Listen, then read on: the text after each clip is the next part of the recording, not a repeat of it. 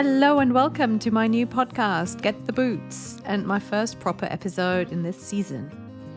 I've been super busy with my book, Transcontinental Overload, a memoir of movement, meltdowns, and making a life in between, and launching that back in October, and then panicking at the amount of marketing I had to do and still have to do, and then I basically lost the plot for a little while, and I had to drop everything and take some time out. It was a little bit overwhelming. I had underestimated how I would feel.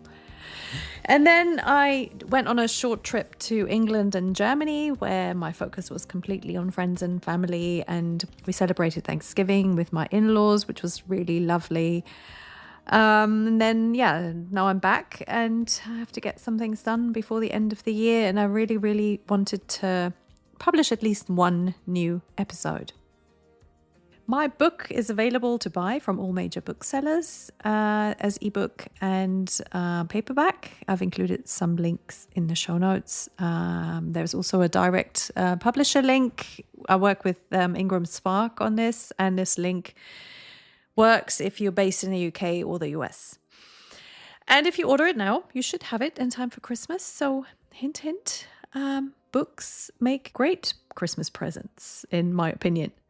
For those of you who have already bought it and maybe even read it, please don't forget to leave me a review and some stars.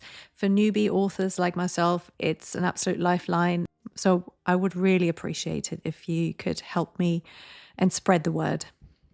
My book actually ties in very nicely with this podcast. It's a story about facing challenges, building resilience, acknowledging vulnerability and weakness, and learning when and how to accept help, and how to ultimately get to a point where you do what is best for you, not what is expected from you or what is the easy solution when you're scared, but what it is you really want.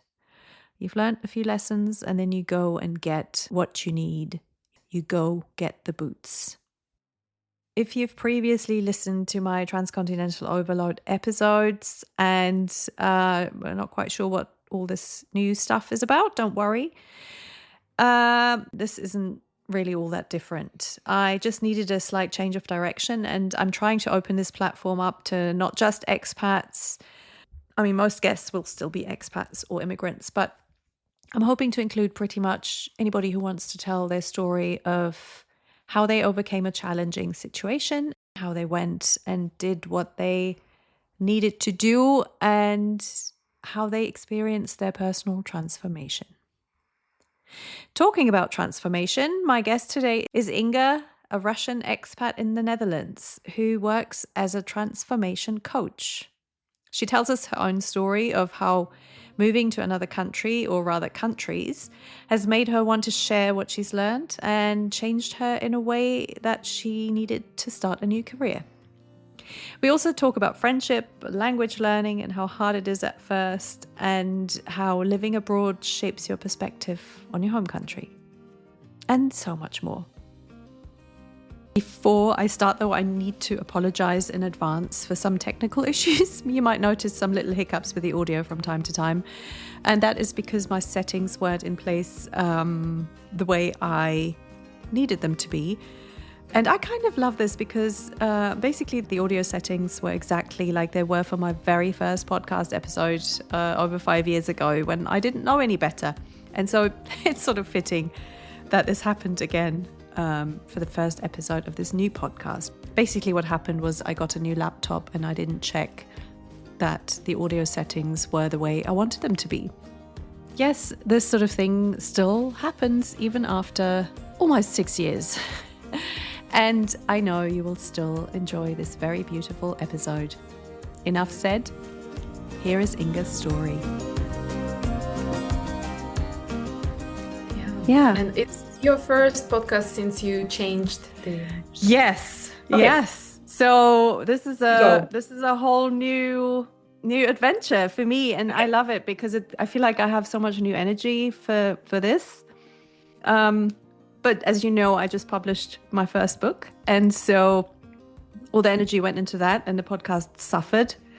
although it was always at Hmm. the back of my mind. And but then I've really felt like no, the podcast needs to be new as well. So welcome Inga to the first episode of Get the Boots, the Thank you so much. the podcast about grabbing opportunities, overcoming challenges, and saying yes to your story. Uh, Hi, Stephanie, and thank you for having me here. So exciting. So we've met a couple of times before, but I know literally nothing about you and your background, and I love this because it makes it so much fun. You know, it's always fun to talk to people you know and to kind of dig a little bit deeper, but I really, really enjoy the blank page Yeah, fresh. and not knowing where this conversation is going to. Yeah, so happy to meet you properly today.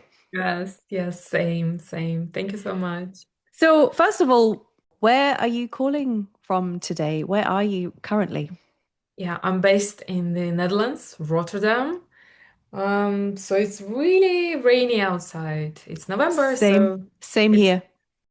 I was out with the dog earlier in the pouring rain, and rain. we've had really beautiful fall weather and leaves and everything. And now it's what November, the end of November is kind of supposed to be. So, Yeah, exactly. And one side of me is like, oh, I don't want to go outside with my dog because it's so rainy. But then I also appreciate the fact that she inspires me to go outside. Otherwise, I would stay inside.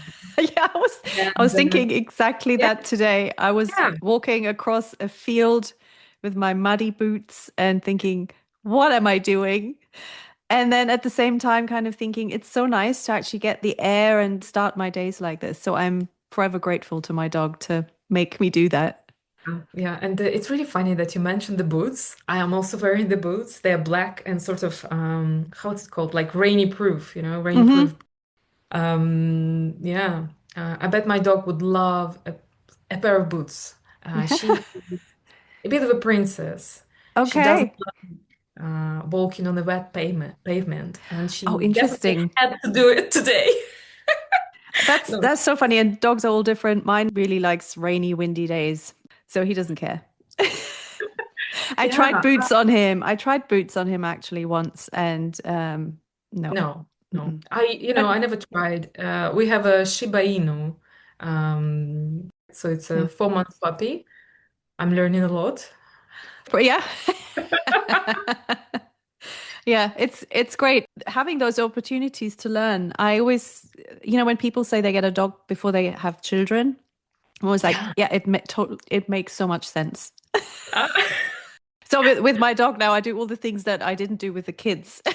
I So see. he gets the benefits What of kind? my more mature parenting. Ah, Whereas, you what know, kind of things? What kind of things? oh, um it's the reacting with kindness rather than why are Mhm. you doing this again? I told you a Yeah, thousand times. And with your dog, because he just looks at you like, what have I done? And you're much more like, let's just all calm down. So I'm much yeah. calmer with him, I think.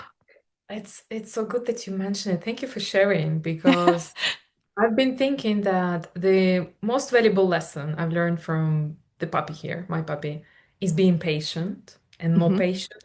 And if I can, more patient than that.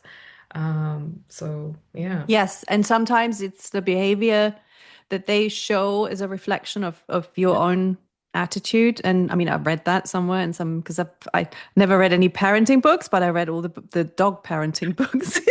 And it's really the if you can calm yourself down and put yourself in a it's on Blame me, your what's happening, then and that's what you should do as a parent too. yeah. So it's good practice. Anyway, um, off on a tangent already. I love it. Yeah. I could talk dogs and pets for Oh for yeah, hours. someone yes. So, Hmm.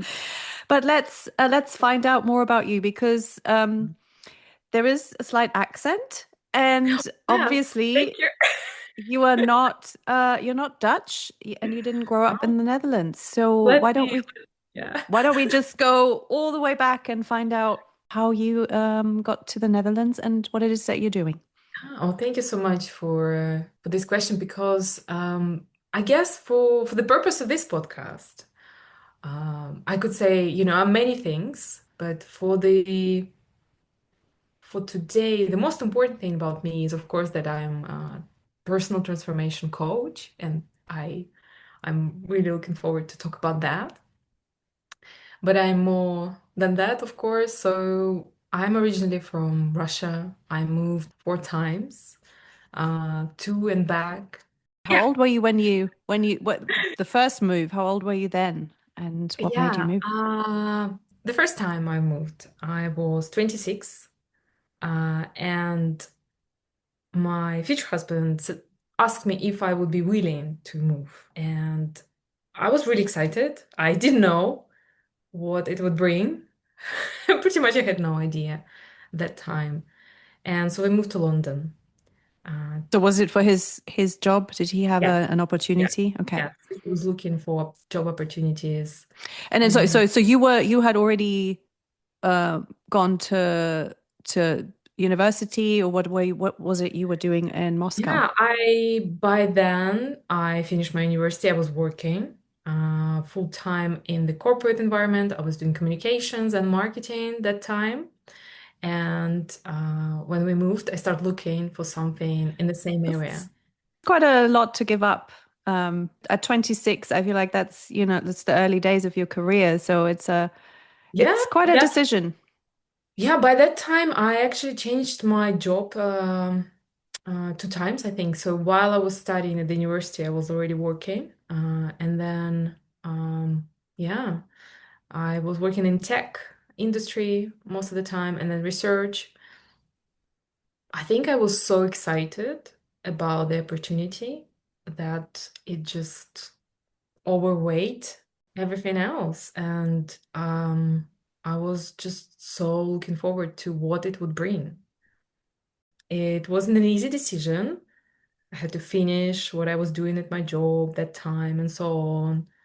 And then, yeah, How moved. was that so you weren't married then? So again, So it's that's interesting. So he proposed to me just so summer, summertime, he proposed, and then we were planning our wedding next summer Mhm, after that, so in a year. And then this offer came through, and we decided to get married just before we moved. So we moved in, married March time, and then moved in May. mhm. When was this? Just for the timeline. It was No, you're gonna have to remember your wedding date. 2016. Yeah, wow. So you're It will almost be at 10 10 years. years. Yes, it will be 10 years. So that was the first time. And Hmm. then we together moved to Moscow, back to Moscow in 2 or 3 years after that. Then we lived and worked there for 3 or so, got the flat all together and everything together. And then, yeah, we were looking for what's next as a couple, Hmm. and moved again to London. And last year we moved to the Netherlands. Yeah. And so was that it was all work related? It was Um, all work related, which is a great opportunity if you're living that life. It brings lots of things with that, right? You know how it goes. mhm. Yeah. So, I mean, so many questions already, and we could totally talk about each single stay and Oh, all that, well, but let's, and just yeah, and just going back to your very first question, because I liked it so much. You noticed my accent, and thank you for that, because that brings a lot of appreciation in me that back in the days I would fight it. I would yeah, be awkward about it. Now I own this. This is me. This is how I sound. Um, s- I'm pretty sure, yeah, I make mistakes, but it's a journey. it's a Yeah. journey and it's tough learning, isn't it? And it's like I so empathize with this because I feel like when I first moved to the UK, did everything in my power to erase my German accent. And I did it to a degree where they couldn't tell. where I was from, because people love to pinpoint you and put you in a Yeah. category, and I was like defying that, and it made me so proud. And now I think, why was that so important to me after all Mm, these years now? And then obviously then moved to the US, and then it's a whole different accent, and you have to tone down that, mm. and so that people understand you. And now it's a complete mix of everything, and I make mistakes too, and now I own them, and now I feel like it's a it's a badge of honor to me now to have this accent. It's a sign of growth, and like you said, it's a sign that you've been on a journey. Yeah, and now that, I know that you are interested in all transformation, and I've been reflecting like, oh, what are my, moments of where I feel I transform the most? And there are many examples, but English language and my experience with it is definitely one of those examples. Because you just asked me about my first move. I still remember the day, the first week, the first month, I found myself in London, and my English was, I'm not sure I could talk. I could, but I was so stressed. And later on, I learned that you can have this, language block and barrier and stuff like that. I didn't know about this term. I just couldn't speak with people. Yeah. And yeah, so that's quite a journey for me.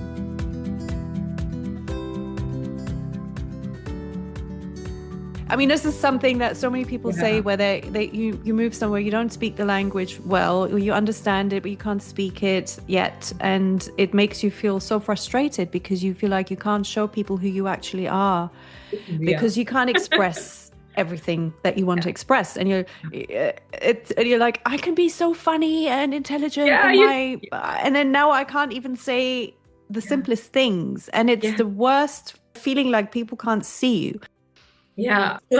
Like you say, the moment when you live in your brain and you think, oh, you just hope that you have no idea about, what I was about to say, or the joke that I wanted to, Hmm. mention, or something that I wanted to say, and then it just stayed with me because I couldn't find the right words. Hmm. So, yes, we moved. And of course, when I say I couldn't really speak it, I had the level to move. Of course, Yeah. if I could speak, I'm not sure if I would be open to this decision at all. I used the English language in my work, and I studied it, I could speak it. But then the pressure of talking to native English speakers just got under my skin so much Hmm. that I couldn't make a sentence for some time. And then even if I could, anything that would make the conversation more difficult, let's say different accents that I didn't hear before, or the speed, the fast speed that people would talk to me with, or the noise of the street, or Hmm. someone would call me, oh goodness, Oh, and yeah. talking to me really fast. That would just Yes. completely make me forget all of the grammar. And it's interesting how, because that happened to me, and I had studied English with native speakers, but the reality of everyday life and people's accents, and like you said, the speed, and then you have someone who also moved from another country, and they've adopted a British foreign accent, Yeah. and then there's Scottish in there, especially Yes. on the phone. I feel like every call center is always Scottish people on the phone, and it's hard enough to be, when you're on the phone, you can't see the person. Mm. And then Exactly, dealing exactly. with, and you feel the pressure because people are like, well, you studied it, you should be Yeah, fine. and yeah. and still you have those moments of, I have no idea I'm what not this person just fine. said, and then Yeah, having to ask again. And I'm very bad at kind of admitting that I didn't understand something, or I had yeah. difficulties. So it's really hard, and people don't necessarily appreciate that, especially Mm. native speakers. Yeah, I mean, I would say for sure all people are very different, right? And I certainly had this moment of, oh, I didn't quite understand it. Do you mind repeating that, right? Well, how many times you can ask a person to repeat the same thing, before Hmm. you actually get it? I remember at certain point, that wasn't the same year in London, 2016, but late on, I think there was a moment when I just made myself ask to repeat. Yeah, you That lose was that. also a step in my learning Yeah. journey. Like I Isn't have it? to ask this It's person it's to repeat. so interesting, isn't it? How it happens that you kind of you get to know yourself better, and like, well, what harm does it do if I just ask again? I'm, but that point of overcoming that inner like, no, no, no, I'm fine, I'm fine. You don't want to admit to not knowing and not being able to do something. Um, I think maybe that also comes with age. I think when when you're in your Yeah. 20s and you're just like, oh, I can do anything, it's much harder to admit. Oh God, yeah, I guess. Back in my 20s, maybe I actually didn't know how to accept the fact that I made a mistake and I didn't understand something. I think I'm more comfortable with that now. Hmm. Um, Were you working? So how long did it take you to find a job as well? So because your husband had work, so that first yeah, time in so London. when I realized that, so just to remind, I was working in communications Hmm. and marketing. For that job, you need the Mm. language. Yeah. You really must know. Well, back in the days, I would be an expert in the Hmm. language, right? As a communications person, you are in charge of helping people to figure out how to express Yep. things the best way. So I realized I need to switch a bit, and I shifted my career. I remembered that I like to organize events. So I found my first volunteer job in events. Someone gave me good advice back then that just get some experience in the country. Just get something in your CV that says you have experience. Yeah.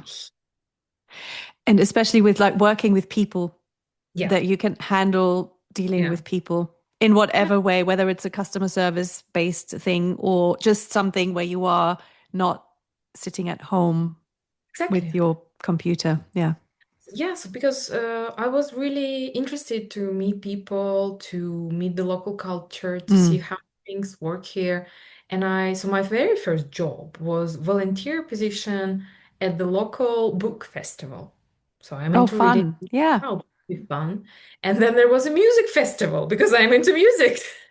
And that gave me great understanding of things. And yeah, and I met people. And then I found a freelance job in events, and then another one. And then I became a community and events manager at the co-working space. So I Hmm. was in charge of creating a community there with some freelancers and people who would work there. Then I found a job at the agency. So yeah, I was just slowly progressing Hmm. there. And later on, when I moved to London the second time, that was really handy because that time I moved, I actually found the same level of, the same title. I could manage to find the same kind of job in a different country and move smoothly uh, to Hmm. the corporate environment. So how was, because you said you moved back to Moscow after 2 or 3 years in Yeah, London. yeah, So yeah. how was that? Moving Because I mean, back. again, Let's it talk sounds about like, that. because you're building a career in London now. You have the contacts, you have and working in the books and music scene as well. I imagine you met a lot of people who you liked. People, Yeah, it's just that's a very good community to be part of, I think. I yeah, mean, yeah. it's just I met so many great friends and so many mm. people So in yeah. London. Yeah, And so moving back to Moscow, how yeah. was So moving that? And I back. mean, what did that do to you and did you feel like, oh, I've learned so much and now I'm going home? Or, So, the other day I made this LinkedIn post. Uh, if you move back to what, Mhm. whenever you're moving back, as in you're moving back home, if you say so, or you're moving back to the country where you lived before, I shared my personal advice on what you can do because I didn't know. I didn't know what was coming again. I wish I knew. My perception, it would be easy. My perception back then was my perception back then was it would be really easy because I have moved before. I'm moving back. I mean, surely it won't be difficult. Surely I know everything. But I didn't know that pretty much everything or many things changed. People changed. And most importantly, I changed. Yeah. I've changed. And so the the whole experience was mm, challenging because I didn't quite manage my expectations. So nowadays, if anyone asks my advice, if they're moving back to their hometown or they are moving back to the country where they lived before, from the bottom of my heart, I say just plan it like the way you would plan any other international move, and Totally agree. you Yes. will be fine. Yeah. So that's they say advice is a form of nostalgia, right? So Mhm. yeah, I wish I knew that. Yeah. But this is, this is why we're here. This is why we live the Yeah, transformative power yeah, of all this because we've been there without knowing this in yeah. advance. And because I had a very similar experience, and I mean, we moved back after 7 years, I think. So that's even more than 2 or 3 years. But I was very like, no, it's going to be fine. And finally, I'm going to feel like I'm home. Yeah. And like you said, I had completely disregarded the fact that I had changed. Yeah. And I was expecting to slot back in, and I thought I was very aware of how people had changed, and I knew that friends had split up and had moved away and Yeah. whatever. But so I knew there were new shops and there was new this and that, and I was very much like I'm going to deal with it. But like you said, afterwards I was like, it's you really need to look at this like a completely new, even like a new country. You have to be prepared to have to find new friends Yeah. because not all the ones that were there before are still your friends or are still there, or you because you've changed it, Yeah. the relationship, the dynamics have changed. But also, as much as you can prepare yourself for that and be aware, the reality is still. The reality will still be something, right? Yeah, and it's good that you bring this theme of friends, because I think we experts or people who moved abroad a few times, we know the value of friendship. And you also learn to, well, you learn to make friends, I think. I definitely learned how to make friends. I've met my best friends, new best friends when I moved countries for sure. And I'm so grateful to meet a few really nice, kind souls. I was so lucky. And I would never meet them if I never moved, right? Mhm. But at the same time, I think sadly we learn to let go of some friendships, Yeah. because you moved and Yeah. it may happen that there is, yeah, the connection is just not there. And you also appreciate what you've had in the past, but then you move Mhm. on. Yeah, you definitely learn that people that you had considered friends, or maybe just even you just took the relationship for granted, Yeah. and then you realize it's not there anymore. And then you actually look at it and you think, well, was it a real friendship, or was it just because we grew up in the same place Mm, and we just, sometimes we all have these friends that we have because of history, shared history. yeah. Then Yeah. friends that you might, where sometimes you think, if I met this person today, I'm not sure we would become friends. Because But again, you change so much, because right? everyone changes so much. And then there's the surprising ones where you're like, you didn't even expect. to stay in Mhm. touch, and they Then become, you and then you do. I agree. and then Yeah. they're all of a sudden they're there for you, and you're like, Yeah. oh wow. Yeah. And I mean, friendship is one of my favorite topics to talk about and think about, and I always overthink everything, and I think a lot of the times, well, I just put way too much. My expectations were too high, or I didn't really look at it in the right way, and that's something that you really learn over the years. And like you said, learning to let go is the hardest thing. Yes, yeah, it's not easy, definitely not easy. And like you say, you can be really surprised with some of the friendships where I didn't expect some of the friendships to become so much stronger due to the fact that you move countries. I will share one example here, you and to whoever is listening. Um, I have this friend, and the last time I think we've seen each other, like physically in person, Hmm. I probably more than 6 years Hmm. ago. Um, and she moved countries a few times. I moved countries a few times, but we stay in touch. And yeah, it could be over the phone, it could be messages, and it's one of the most strongest friendships. But you just said she moved several times as well.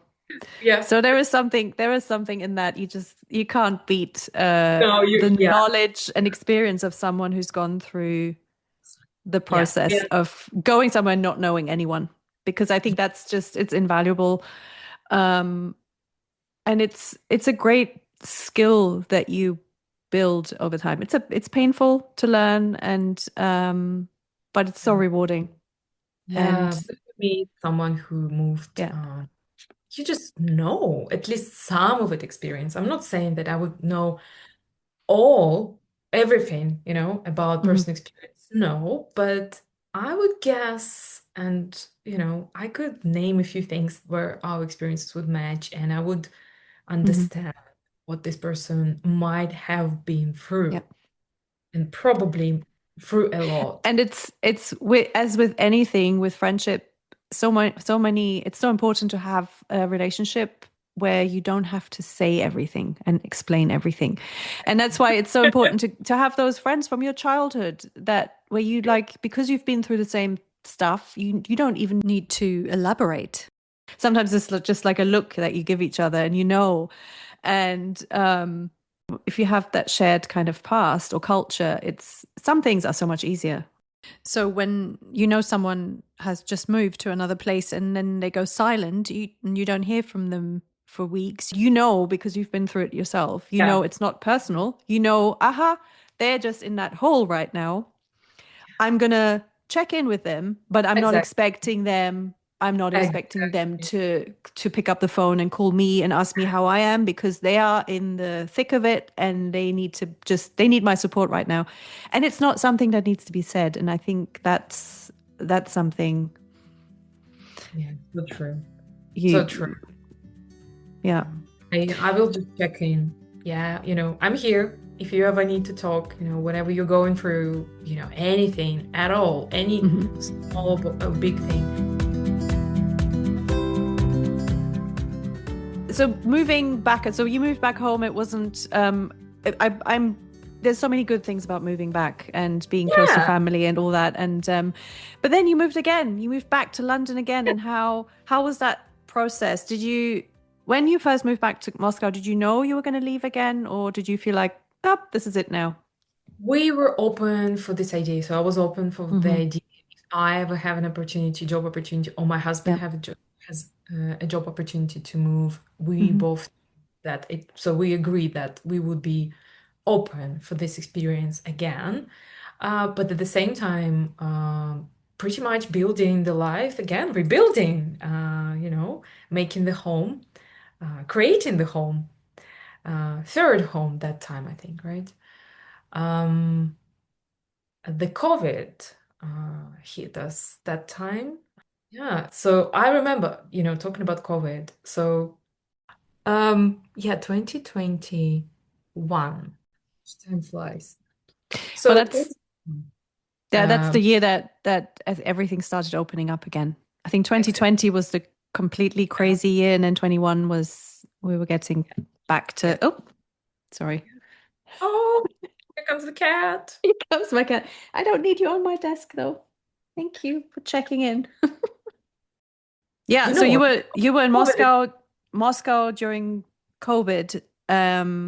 Yeah, 2021. It was when we moved to London, and that move, I would say, just reflecting back, was the most comfortable. Mhm. By then, I finally learned that a thing or two about moving countries. And So you're kind of moving home as well. yeah, so it was like moving somewhere where, I knew people, I Mhm. worked there, I lived there, I know how the system works, I Yeah. know what to expect more or less from different diverse cultures, but of course there is, average British culture. So I was looking forward to that. It was really, really nice to move back, and I was more experienced, more mature, first of all, more experienced in moving countries, more experienced in my, career and relationships and just, as a whole human being. But well, at that time I did something for myself. I found the job really quick before moving, and Hmm. I started working quite fast. I remember that I think I had a few weeks and I just jumped into this new job.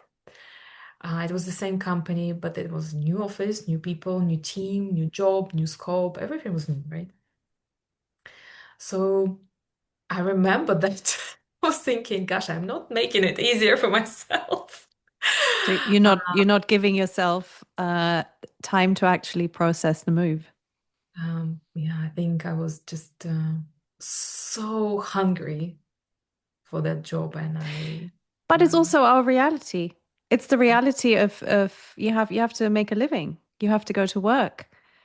yeah, I always feel like that when people say they're moving for a job and then they go and then they maybe get 2 days off and then they have to start if they even get time off. I know yeah, people something, who've moved and they had to go yeah, right away. And that always, when you think how much it actually takes to get into a place physically and mentally at the same time, yeah, and sort it's out the insane. yeah, and sort out those never changing documents and such. But Mm, I remember I was really excited. I remember that it was September time, I think, and I love the season and just everything about London is so yeah. beautiful. So yeah, that was really, really nice. And I remember when I was leaving and when we were moving again from London, I have Hmm. really, really, I was so sad because by then, I lived in London in total for about 5 years and felt like properly second home. So that was a sad moment. Yeah. And Hmm. I never, remember I told you about the English language and all of that? I would never think I would feel this way. Hmm. But by then, I was working in English full time. I had my students because I was teaching art, so everything was in English, and I was living in English, Hmm. thinking in English. Yeah. So Um, it was part, it had become part of you. It wasn't this new thing, it had become part. And then you moved to to the Netherlands. to the Yeah. Netherlands. And Last, yeah. So it's been a year here. So I would say okay. you're pretty much talking to someone. I would say I have adapted. Hmm. So. mm, Definitely, I feel comfortable Yeah. here. Um, the joy and thrill of the first 6 months or so Yeah. is over. And after some time, I started, enjoying things here. It's still a journey. It's still a new country to me. Yeah. It's Yeah. You're not you're still discovering, you're not really even you haven't fully arrived. for sure. And from, going back to So I know you interviewed many people, right, in your podcast, people who moved countries, and I Mhm. talked to 50 people in my expat research, 50, right? Mm. And if you know that at that time, how much time everyone or any of us need to adapt, to integrate, it's different for all of us, right? And it really depends. Is this your first move or the third move? How different is that Yeah, because culture? you can anticipate your reactions once you've done it a few times. You kind of know what's coming, but Yeah, it's yeah. still new every time. But I would say it's at first I was like, oh yeah, after a year you're like, okay, you're there, and now I would actually say it takes a lot longer than just a year. I But it really depends on where you're at in life as well. and also, what do you know, how do you define that final point? If there is there an end point, you know, is there a finish? And I don't think so. The first 6 months, you go for those basic stuff, you know, you learn how to survive in the new place, you Hmm. create the foundation, you know, flat bank accounts, you know, all that stuff. And then you start, okay, I can talk to people, I can Yeah, socialize, I can adapt, integrate. yeah. Sometimes you learn, sometimes you don't. Um, but either way, you learn about the culture. Yeah, and then you feel at home, hopefully. So now it's different for you right now because you're not expecting to feel at home yet because you know it's gonna. So you're probably the expectations for yourself are different because I feel like I was so impatient. The first move, feel like this is home now, and that Oh, just yeah. didn't happen. And And it's and it's so frustrating, right? Where is yeah, this feeling? I'm supposed yeah. to feel, I want to feel Yeah, at yeah, yeah. home. And Yeah. and and that's a good point is I'm supposed to because you for some reason I mean no one tells you really, but you still feel that external pressure. And you're talking to people back home and people are like, "No, do you feel settled yet?" And I'm like, "I hate Exactly. this Yeah. Have you question settled? so Yeah. much." Have you settled? My Yeah. absolute worst. But so when would you say so your work now as a transformation coach, you weren't doing that in London, right? So this is a new thing that you're doing now.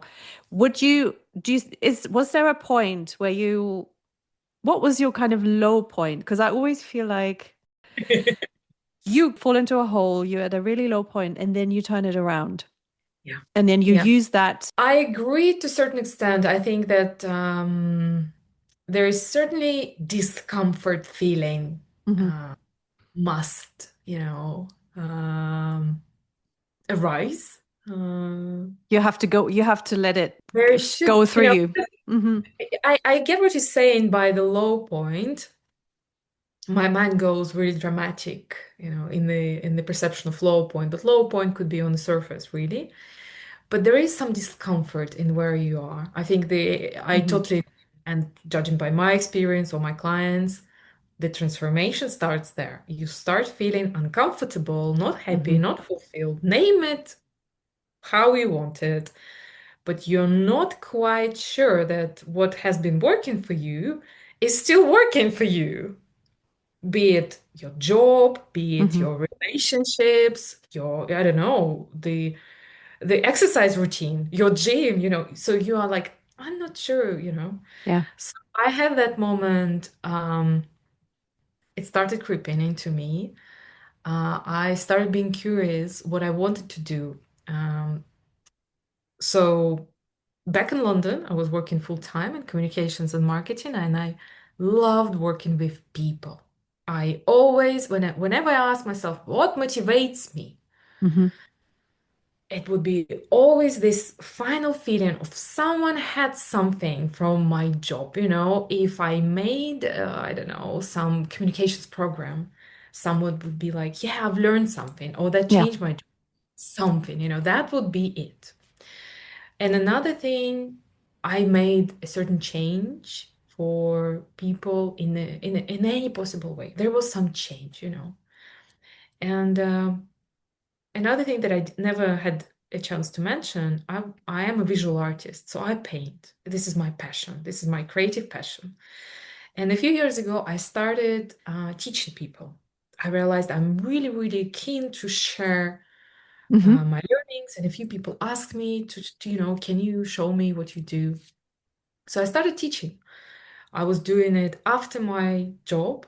I would, close all the documents and then I would open my other laptop and start art tutorials and private tuition, basically. And then through this process, I realized that what I love the most in that process is not actually sharing my skills, but in some way or another to facilitate that growth in people. I'm Yeah. not, not exaggerating or anything, but the moment when I would see that someone from my students, someone, Yeah. any of my students would have this, oh wow, I have, I've got this. Perhaps they didn't feel like painting outside and they found it like, yeah, I can go outside and paint. I'm Yeah. not afraid, or they would be too precious about their paints. Like, oh, I will, I have this high quality paints. I'm not going to use them. And then, through working with me, they would be like, you know what? I will. I'm going to use it. Yes. I'm going to use it. Or, Yeah. I'm going to Yeah. apply to this exhibition. I'm going to do this. I'm more Yeah. confident. And I realized, oh, I really, really like this stuff. Yeah. And thank God I have a friend, and she said, "Look, what you tell me, what you are telling me about this job that you do with those people, it sounds like coaching to me. Yeah. So have you ever read about coaching? Have you ever heard about it?" I said, "No, I don't really know. What's that? I mean, I heard about it, but I never was looking into it." And so I took a couple of, free courses, some available stuff about how to ask questions, how to be an active listener. And I became a mentor at my job. And so slowly, slowly, I was really curious about that, Mhm. area. But can you imagine me again? Home Yep. marketing and events. Well, I'm married. I have some, I won't spend quality You time only with my. have, yeah, and you only have 24 hours in a day. Yeah. I have, I want to exercise. I have Yeah. my students. And on top, I wanted, like, oh, I'm interested in coaching. How do I Yeah. study that? So that time it didn't happen. It just didn't happen. I decided to prioritize everything else, which was everything else was way more important. And then we moved last year. By doing that, by looking for job positions, I was listening to my reactions to this, and I thought, is this it? I have this moment in my Yeah. life when I don't have a job at the moment, and I get to choose what do I do next. It's an opportunity. It's an It's an opportunity. For some people, it could be a like a really, really low Yeah. fall or a depressive episode or whatever it is that is the catalyst. But I love this. So you felt in yourself your own transformation, realizing what it is that lights you up, that gives you Well, that. as much as I would like to say I figured this all out myself, I did work with a coach. Funny enough. So I did some exercises. I asked my friends, hey, what Hmm. do you think about my strengths and skills and so on? I did all this work to figure out what's Yeah. next. So I did the full career change. And so I'm saying last year, but so it's a bit, so what? It's a bit about 18 months now.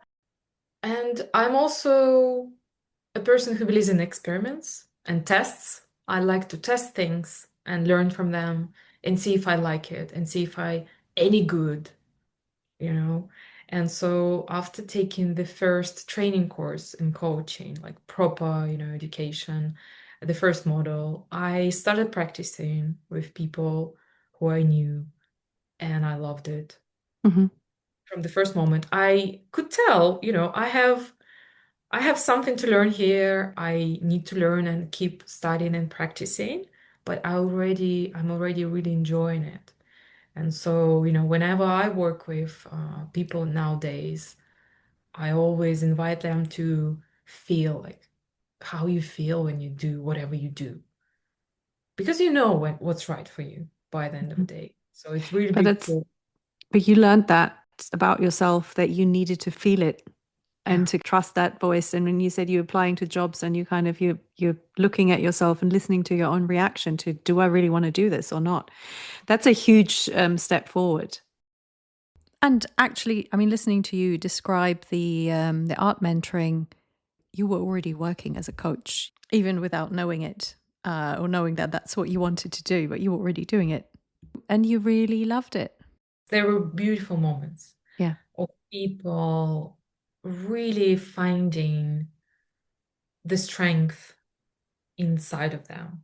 I wasn't really telling them what to do. Yes. That questions I would But you know, check. Yeah. that's also the sign of a good coach. The Oh, coach yeah. isn't there to tell you what to do. They just there to bring it out of you, that Yeah. you find it in yourself. And I think that's That's pretty much what I, strongly believe in, that yeah, I don't tell my clients what to do. I don't give advice as such or yeah. guidance. A guide in personal transformation, Hmm. yes. Not like, yeah, here's 5 steps or here's your Hmm. program. Um, I truly believe that all people are naturally creative, resourceful, and whole, and they all have answers in themselves.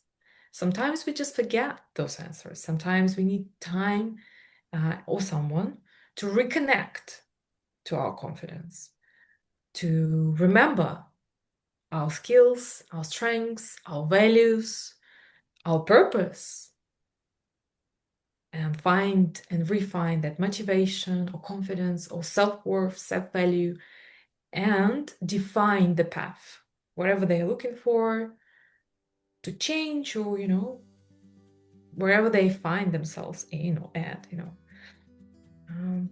yeah, so I'm there to support them in that journey, for them to find their own answers. That's the beauty of my work, and I love it so much. Yeah. Beautifully said. That's it. That's exactly it. Yeah. Thank you.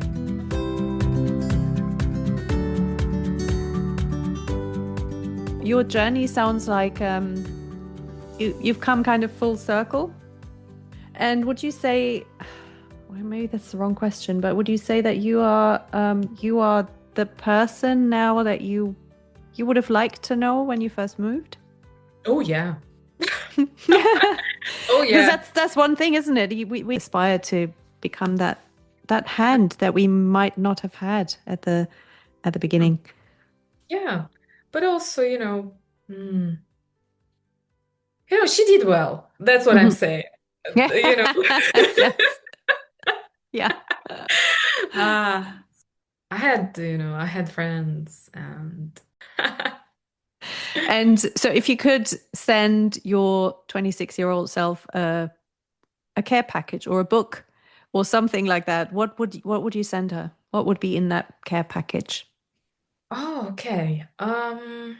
I think in that care package would be all sorts of things of how to support yourself when you feel not sure or not confident or uncertain, or afraid of talking to people or doing things or looking for a job, all sorts of things.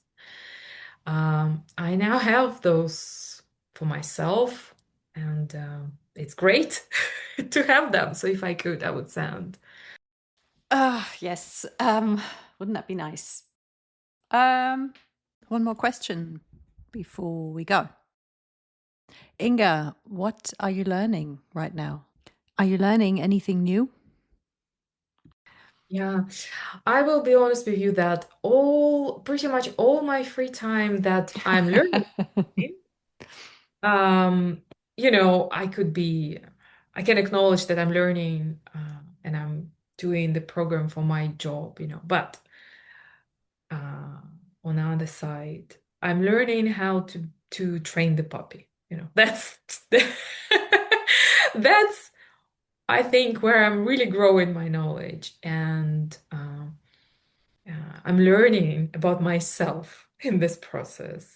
I was just How going to I say there is how always I something. can be, Yes. yeah, how I can be And what's my body posture when I walk my puppy outside, or how I can be more patient, or how I can be more fun, and so on and so on. I God, love what? that. That is great. And I love how this brings us full circle. We started Yes, talking about the puppies at the beginning, yes. and yeah, Yeah, yeah, it's very, very present, I think. Yeah. yeah. So all my love to your puppy. Thank And you. making your life fun and new and exciting. And yeah, well, I wish you all the best.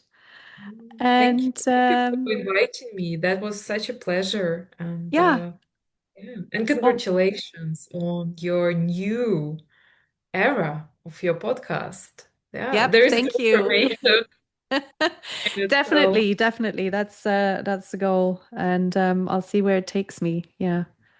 Well, thank you so much. And thank you for people who are listening to that, right? Yeah. And you never know who needs to hear it. So thank you again. Okay, so just to finish up, if people are inspired to work with you maybe or just want to connect with you, where can people do that? Yeah, so I'm pretty much, active on my social media. You will find me as Inga Knysh on LinkedIn, on Instagram, and my website, ingaknysh.com. And yeah, we will share the links. Perfect. So You. lovely to have you here today, Inga, and going to say enjoy the rest of your rainy day, but it's Well, why coming. It's the not? Actually, enjoy the rest of my rainy day. Yes. Yep. In the run up to Christmas, I feel like I fully appreciate the time spent at home and like earlier nights and all that. I feel like at this time of year we all need it. We all need a little reset and coziness. I'm a complete homebody, so I fully embrace the slowing down. Yes. Yeah, being slow. Being slow is good anyway, and especially in today's world. So I'm all for it. Okay, so thank you for being here, Inga. Okay, enjoy your trip and see you. Bye Thank you. bye. Take care. Bye. Thank you again, Inga, for this conversation and a glimpse into how you do your work. Again, for anybody interested in connecting with Inga, I've put all the links in the show notes. During our conversation, I asked Inga about certain tips and tricks to make you feel grounded. That just came up in conversation, and we started a whole range of methods and ideas. And Inga had some great advice. And in the end, I had to cut it all because of the length of this episode. But if you're curious and want to learn some no-fuss, super simple ways to check in with yourself during a hectic day, for example, then I encourage you to check out Inga and my little bonus episode, which will be published just after this one. Enjoy. And I'm going to enjoy myself too. I am off to a German Christmas party right here in New Jersey. I don't know about you, but nobody else has decent Glühwein. I said what I said. Don't forget to order my book. If you do it now, it'll find its rightful spot under your Christmas tree in plenty of time. Buying links are listed in the show notes. Also, please subscribe to this podcast if you haven't done so already and spread the word. I'm always looking for guests, so get in touch and remember it doesn't need to be a recorded episode. You can share your story in writing too. You can even remain anonymous. But if there's a story to be told, don't hold it back. Someone needs to hear it. Okay, that is it for today. Take care and see you next time.